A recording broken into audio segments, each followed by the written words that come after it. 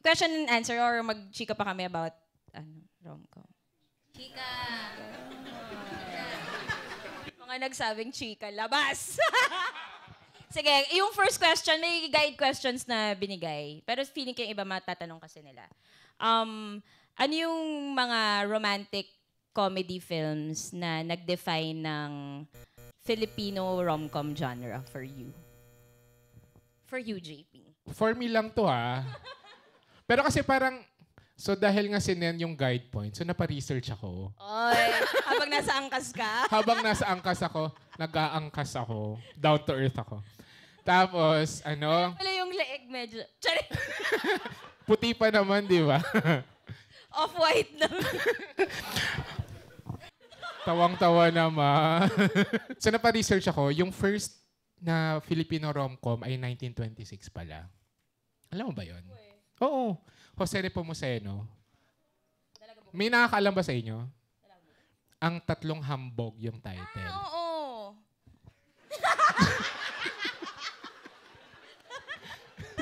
So, silent siya na rom-com. So, parang, taray. Pero ba't ko ba yung sinabi? Wala lang. Pero parang feeling ko kasi, since gano'n nakatagal yung genre ng Pinoy rom-com, na hindi, parang feeling ko naman hindi siya, parang may epekto siguro yung, yung Hollywood, ganyan. Pero parang, yung Pinoy rom-com ay ang lalim nung pinag-ugatan na 1926, ganyan. Pero feeling ko kasi, mas sumikat talaga siya nung mga panahon nung maging sino ka man. Pido Dida. Sino nakakaalam sa inyo ng Pido Dida? Oh my God, ilang taong ka na? Feeling ko kasi tanda tayo. Huh? 22 lang ako. Pido Dida, Chris Aquino, tsaka Rene Requiestas, ganyan. Rom-com ba yun, Miko? Hindi yun. Sabagay, may love. May love angle pa rin eh. So parang feeling ko, so ganun kalalim. And, pero feeling ko, pinaka nag-start talaga siya sa mga pelikula ni Joyce Bernal. Mas nag-boom. Star Cinema. Ikaw ba? Pero parang feeling ko for yun. Alam ko tapos na naman yung yung part mo. Roger. Yun na lang, That's correct.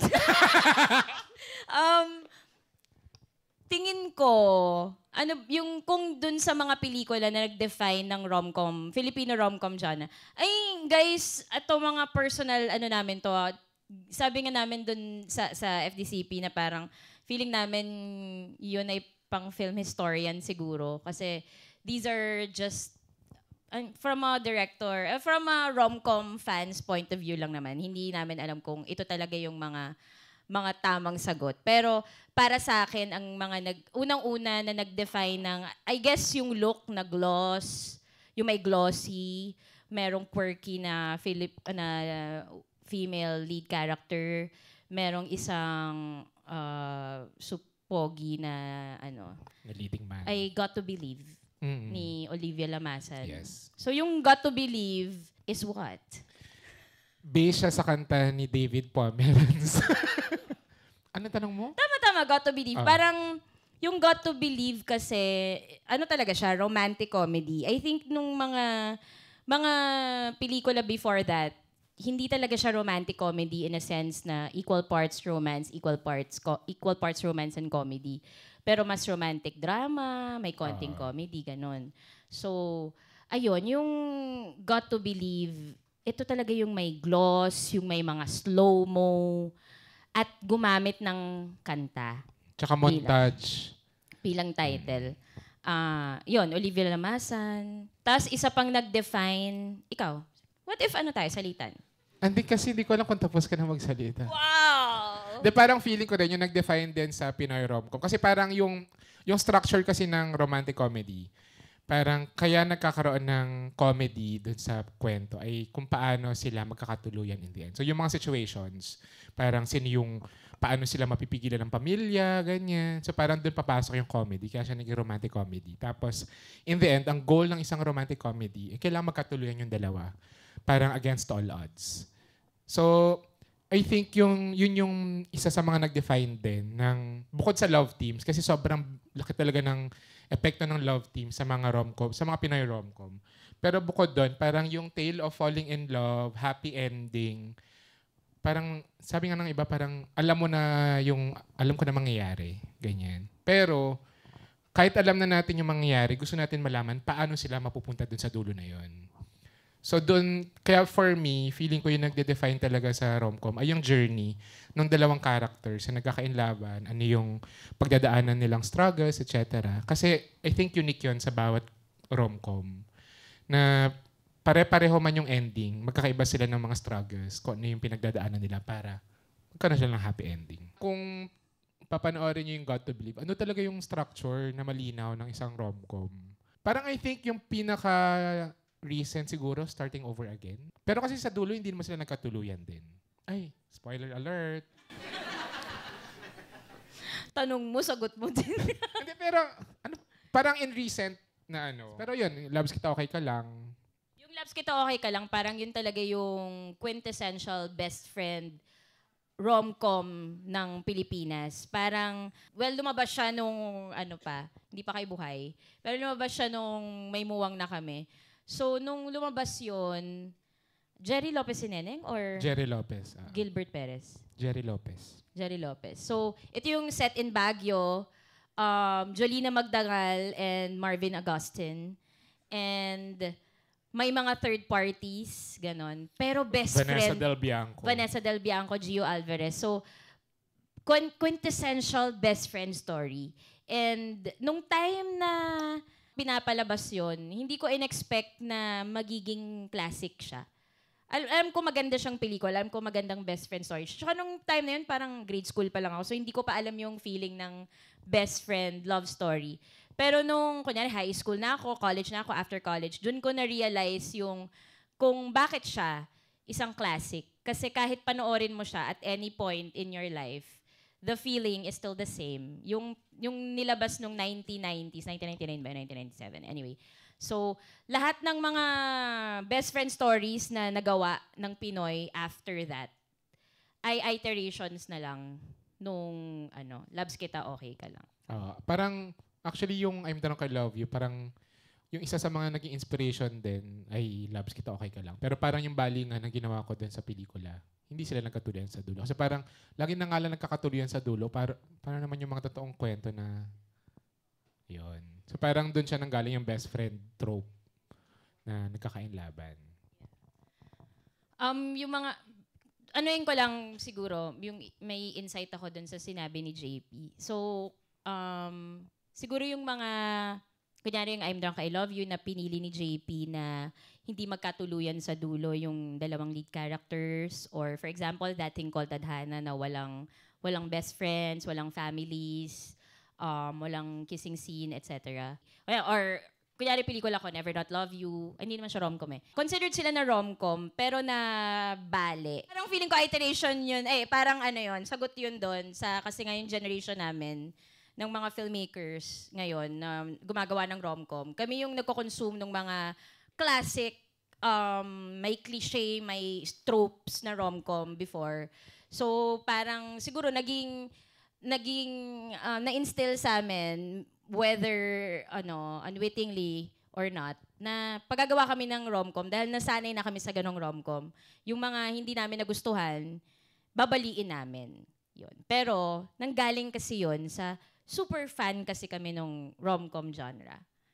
Kasi otherwise, hindi naman natin malalaman na, ganito pala yung classic parang rom-com. kung nag-work para sa inyo isang genre at ilang beses nyo siya kinokonsume, parang kung gusto nyo gawa ng ganong klaseng genre din, parang alam nyo na kung paano siya babaliin din.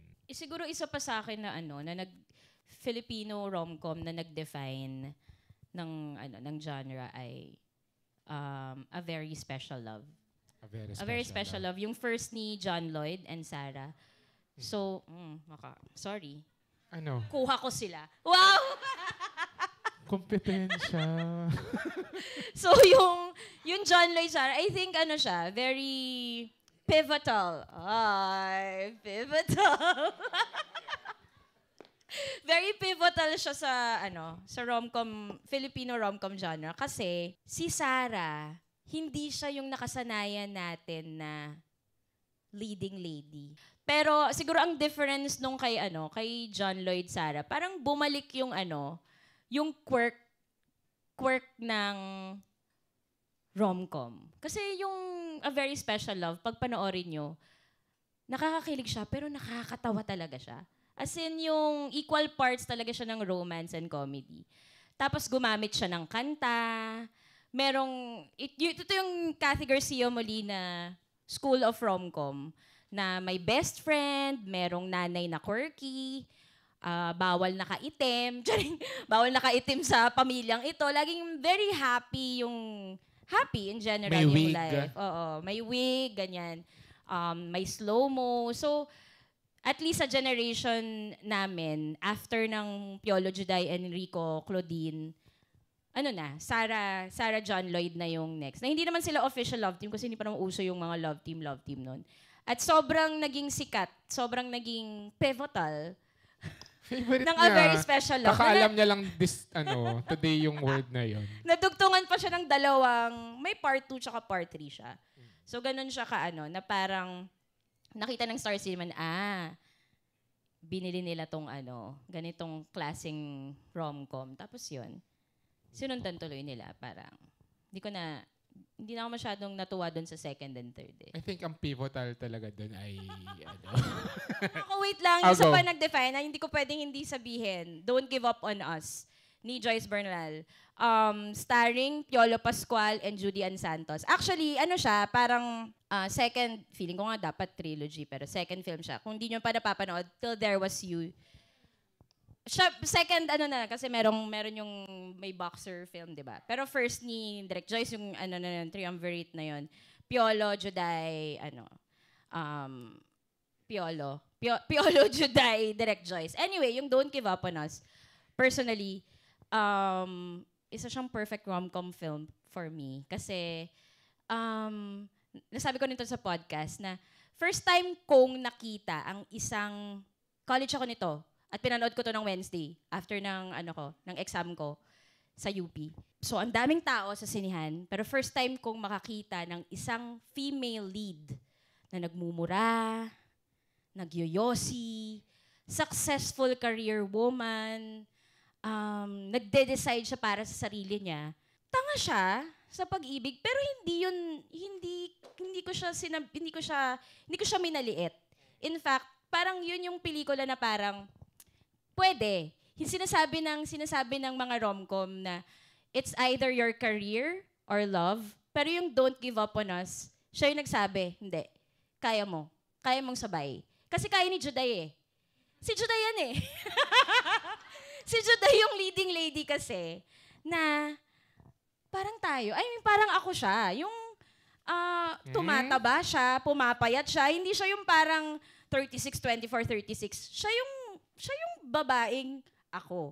At kung si Juday, kaya niya makuha si Piolo habang career woman siya. At hindi lang siya career woman na basta nagtrabaho, boss siya.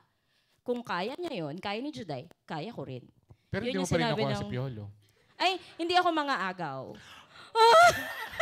Big words. Pero yun yung naano ko sa Don't Give Up. Parang binago niya sa akin yung, kaya ako nagustuhan si Direk Joyce. Kasi for the longest time, sanitized ang mga leading ladies ng Star Cinema Jolina Magdangan, hindi na, sa buong naging film career niya with Marvin Agustin, hindi siya nakipag-kissing scene. Nakipag-kissing scene siya sa TV. Iglot ba? Sa Iglot yata, no? Sa Iglot. Hanapin niyo, yun. Pero hindi siya nakipag-kissing scene kasi hindi unheard of yon yung mga love team na nagkikiss. Hindi. Kaya rin sobra yung sobra yung pagtangi nung mga tao nung nakikipaghalikan ng JD, nakikipag-sex scene. Kasi hindi talaga yun, hindi ganun, traditional pa rin manood yung mga Pinoy. So, pero si Juday, sa Don't Give Up on Us, siya yung nag-define talaga sa akin ng, ganito. Kapag gagawa ako ng female romantic lead, dapat pwede niya maging kabarkada si Juday. And I thank you. Okay, we only have like 5 minutes for... Ayan, open Baka na may namin dadagdag for ka, wala na? Wala naman na. Ang daldal natin. Open na namin for Kaya natin Q&A. i-stretch. Kasi sino nakikinig ng podcast namin? Director din kami ha. Hindi ko masasagot yung mga tungkol kay Fellini, kay Truffaut. Pero mananalo ko sa Jologs Quiz kapag tinanong niyo yung mga tungkol kay Rico yan, tsaka kay Claudine. Yung pelikula ay 50% art at 50% business. Para magtuloy-tuloy ang paggawa ng pelikula, kailangan may manonood. Kailangan may bibili ng ticket. Ano po ang edge ng Philippine rom-com movies over other international rom-com? Ano po yung what ifs ng ending ng both of your films? Pass. Let's ask the audience. If you enjoyed this preview, you can watch the rest of this video and more on OneFlix. Exclusive content and the best of Philippine cinema. All in one click, all in OneFlix.